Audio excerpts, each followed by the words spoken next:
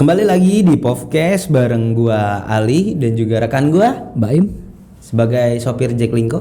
ya. Masih jadi sopir Jack Silakan Linko ya? tempelkan kartu imani Anda. Masih jadi sopir Jack Linko ya? Masih setia ya? Masih. Oke, kita balik lagi sekarang yang akan kita bahas nih tentang dunia thrifting nih. Ya, dunia ini ya, fashion. Fashion. Karena kemarin ada kasus yang thrifting yang dari luar impor, tahu lu yang sampai dibakar. Nah itu kan banyak tuh, berapa triliun sih? Berapa miliar sih? Mubazir ya.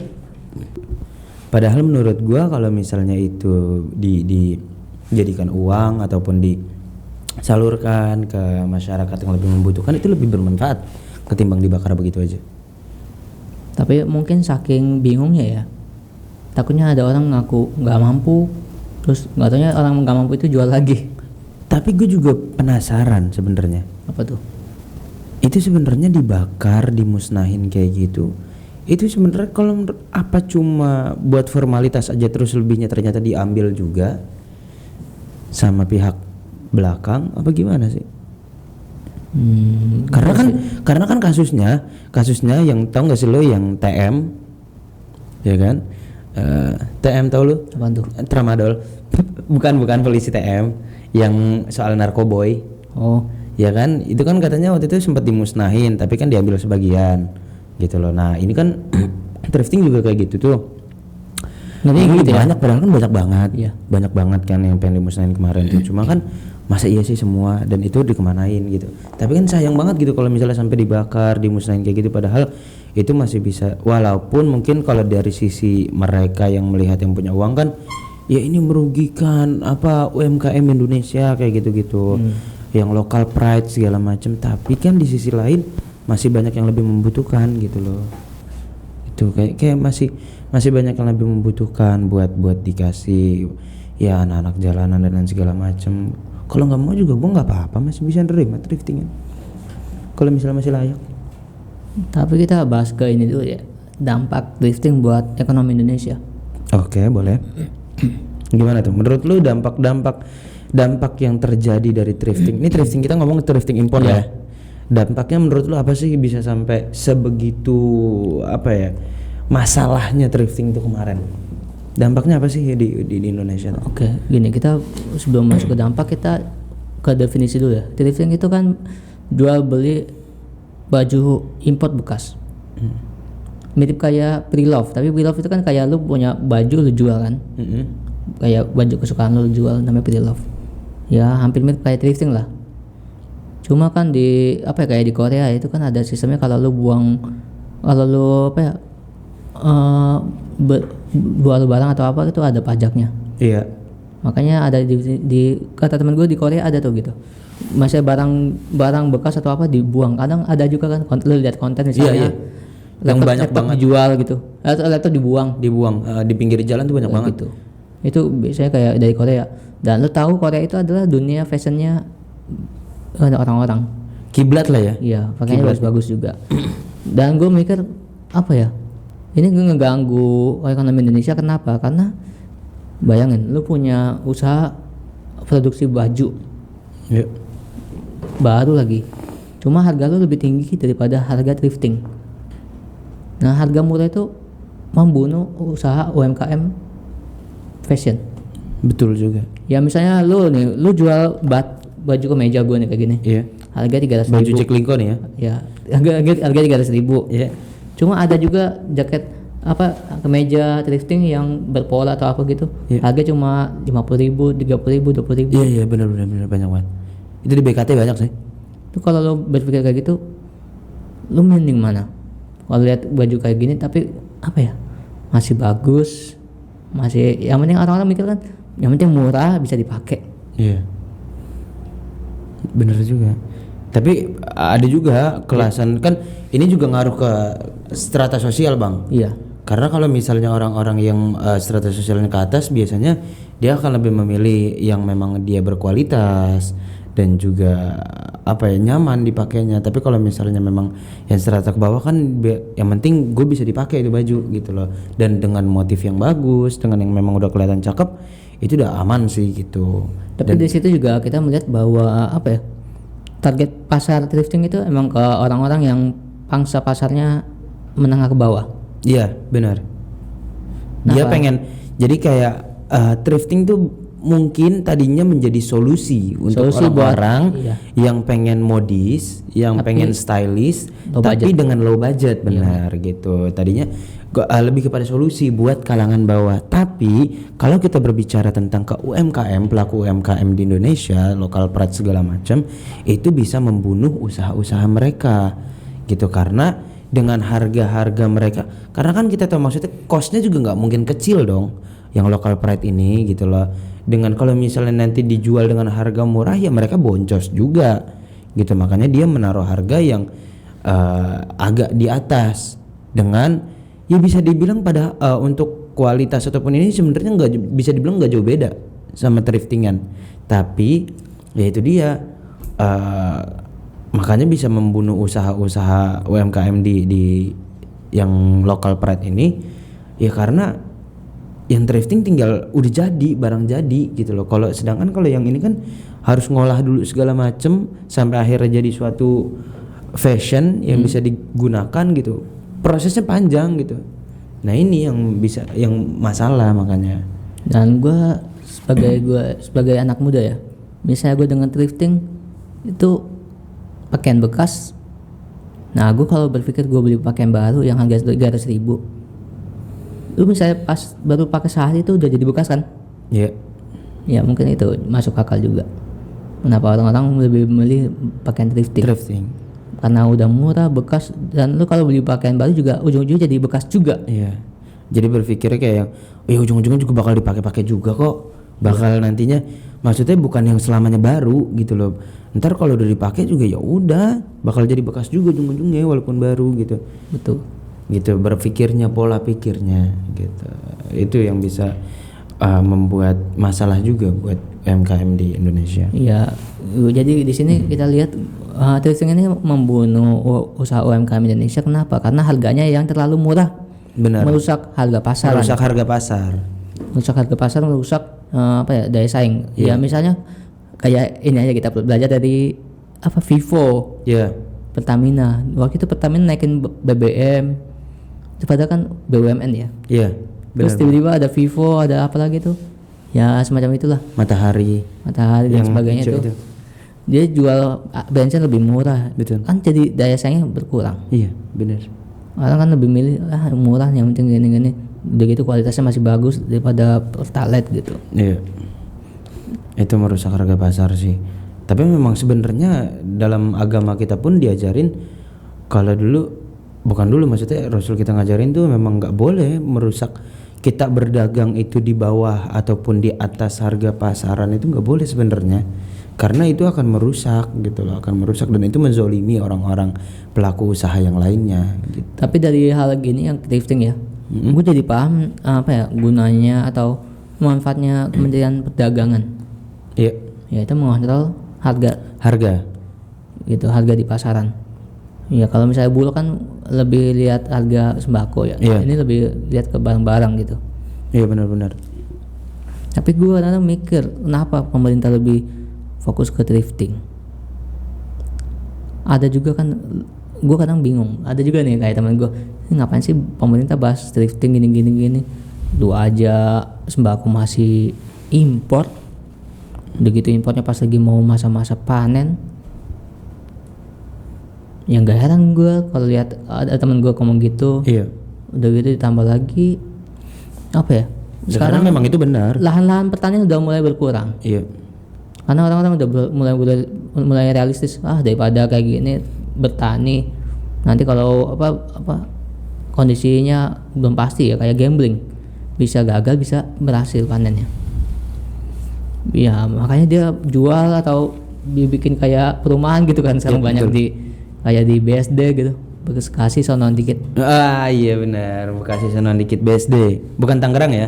Ini BSD Bekasi sono dikit. Ya ditambah lagi orang-orang anak muda ini kayak target KPR gitu ya. Target KPR nyari rumah murah yang bisa cicil 1 juta tanpa dia pikir nyicil 1 juta berapa tahun? 20 tahun. Iya. Apakah lu udah mastiin 20 tahun ke depan bisa kerja dengan penghasilan segitu? nggak ada jaminan. nggak ada jaminan. Ya jadi ya itu yang gue bilang. Itu yang kenapa gue bilang jangan terlalu fokus ke thrifting juga. Ada hal lain yang harus dipikirin, kayak lu kenapa pemerintah ini sih apa ya import pangan makan. Kalau misalnya alasannya apa ya kapasitas atau kebutuhannya tidak memenuhi, ya it's okay. Cuma kadang-kadang lu kasihan gak sih misalnya lu panen nih Malah jadi dibuang-buang. panen beras atau Iya. panen apa gitu, padi, panen cabe, tiba-tiba pemerintah Impor. impor pas mau panen atau panen raya. Kan banyak kasusnya tuh yang kemarin yang sampai akhirnya tukang sawi yang sayuran dibuang-buangin. Iya, karena apa ya harganya murah banget, kayak Iya. kayak nggak dihargai, ya udah daripada nggak dihargai mending gue buang. Iya, daripada ya biar sekalian aja. Jadi itu salah satu bentuk apa ya namanya, cara mereka mengapresiasikan apa yang mereka rasakan, mengimplementasikan apa yang mereka rasakan, kekecewaan, kemarahan kayak gitu. Dan gue apa ya juga lihat di pedesaan itu juga masih minim juga. Misalnya kayak ini, gue nih gue petani, Iya. gue produksi apa ya, gue nanam padi, Yep. udah panen tuh, tapi gue ujung-ujungnya ke bagian kayak pemasok. Iya. Harganya murah kan, Harganya murah. padahal dijual lebih mahal. Iya benar. Di situ masih banyak minimnya ini literasi tentang produksi packaging gitu. Iya. Buat ini misalnya kayak packaging padi khas Sukoharjo Iya. gitu. Harusnya gitu. Itu dulu gua ngalamin pas zaman ngampus. Yang kayak apa namanya ke daerah-daerah ada di Lupa gua. Lu anak pertanian Bogor ya? iya. Kayak alumni. Ya dulu pas lagi KKN ataupun lagi kegiatan-kegiatan sosial di komunitas kayak gitu-gitu. Itu tuh memang kalau misalnya kita ke daerah-daerah yang memang dia penghasil, dulu ada di Pangalengan soal apa namanya? Labu jadi banyak banget dibuang kayak gitu-gitu. Padahal maksudnya itu masih bisa diolah loh sebenarnya gitu loh, dan tinggal diolah habis itu dikasih packaging yang lebih baik, itu bisa menjadi harga jual yang tinggi gitu. Nah itu masih kurangnya literasi, minimnya tentang pengetahuan mereka gimana cara menjualnya, pasarnya kemana. Jadi ya diambilnya ya sama tengkulak-tengkulaknya ini yang dengan harga murah mereka jual dengan harga mahal kayak gitu, yang akhirnya membunuh para petani-petani ini, yang bikin kecewa petani. Belum lagi petani-petani itu kalau panennya gagal dia minjem ke koperasi, Iya, benar. Belum berbunga gitu. Iya benar. Makanya nggak heran ujung-ujungnya jual tanah atau enggak apa ya, kadang-kadang tanahnya dibeli buat jadi tol. Ganti rugi bukan ganti untung. Iya benar. Buntung yang ada. Buntung. Makanya aduh sayang banget kalau misalnya sampai kenapa harus terjadinya itu di saat masa pengen panen kayak gitu. Itu miris sih. Balik lagi nih ke thrifting tadi, berarti kan itu sama ngaruhnya antara urusan pangan yang impor dan thrifting itu bisa cuma bedanya yang satu di apa namanya sandang, yang satu di pangan gitu. Itu makanya kayak waduh sayang banget sih hal kayak gitu bisa terjadi di thrifting. Sebenarnya ya plus minus sih. Setiap hal yang datang, hal baru itu kan, thrifting itu sebenarnya udah lama, cuma baru boomingnya itu kan akhir belakang tahun ini. Iya, awal tahun juga. Iya gitu. Nah hal-hal ini menjadi apa ya, suatu hal baru yang didengar sama orang-orang kalangan bawah terutama, yang dia pengen stylish, pengen modis, tampil di depan orang dengan barang-barang branded lah katakan gitu. Cuma udah harganya harga miring banget, jatuh banget kayak gitu-gitu. Itu ada poin plusnya buat kalangan menengah, tapi juga bisa menjadi masalah untuk para pelaku-pelaku usaha UMKM. Itu sih makanya di thrifting. Ya nggak kebayang ya, bulan Ramadan itu kan bulan dimana bulan berkah buat pengusaha juga ya. Iya. Kayak apa ya, ada yang borong pakaian buat keluarga. Iya benar, buat lebaran. Nggak kebayang dia borongnya bukannya batik-batik apa produksi Indonesia, malah borongnya thrifting. Malah thrifting dari luar. Makanya ya plus minus lah seharusnya.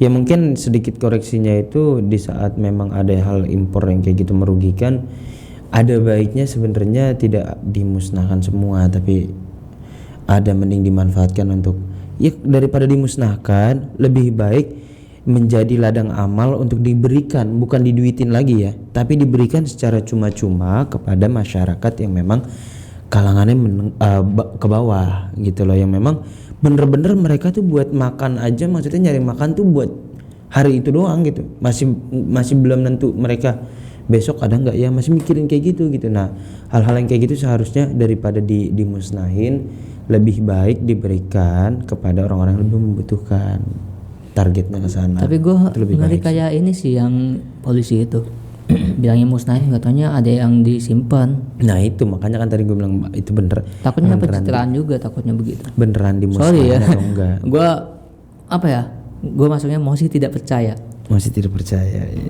Ya gimana mau percaya, orang dikasih lihatnya kayak gitu, kita nggak salah juga lah. Iya sih. Kita kan berpendapat, kan kebebasan berpendapat dong.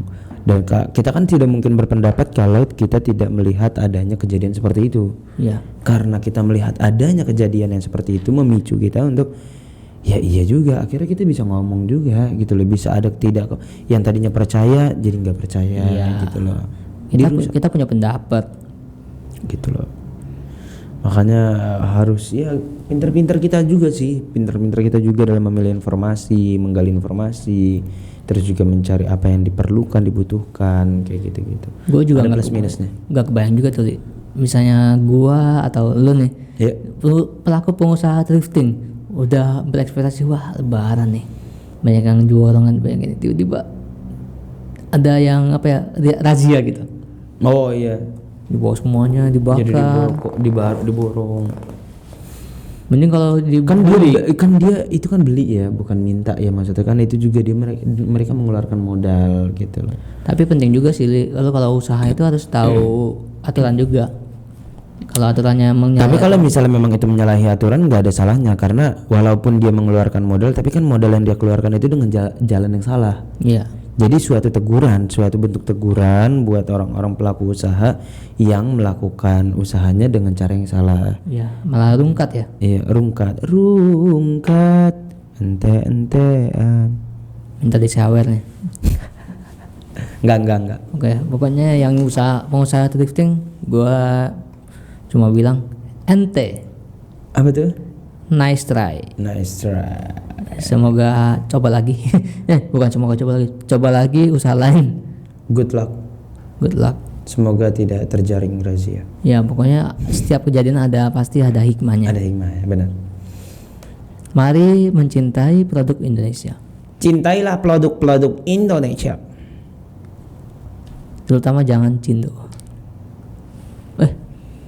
Sorry. Maksud gue cintai produk Indonesia.